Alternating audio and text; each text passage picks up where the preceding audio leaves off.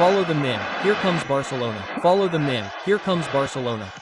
Tunaona mwanamke kitabu cha Ufunuo kafananishwa na mji. Kwa hiyo yale ni mafumbo. Mwanamke kafananishwa na kahaba, anazina mataifa na kupeleka neno la uongo. Tukaona mwanamke ni kanisa. Bwana Yesu anatuambia ametenda jambo jipya ulimwenguni. Mwanamke atamlinda mwanaume. Sibiri alikuwa ni mwanaume anamlinda mwanamke. Maana yake ni kwamba mwanaume ndo alikuwa mchungaji. Kwa alikuwa analinda nini? Kanisa la Mungu, mwanaume Adamu, lakini baadaye akashindwa kwa sababu ya nini? Ya uasi na usaliti na uharibifu ulioingia dunia, ikajaa giza. Sasa hivi amekuja Bwana Yesu ambaye ni kichwa cha kanisa. Kwa hiyo kanisa ndio litawatengeneza wana wa Mungu. Kwa hiyo usipokuwa na Yesu, wewe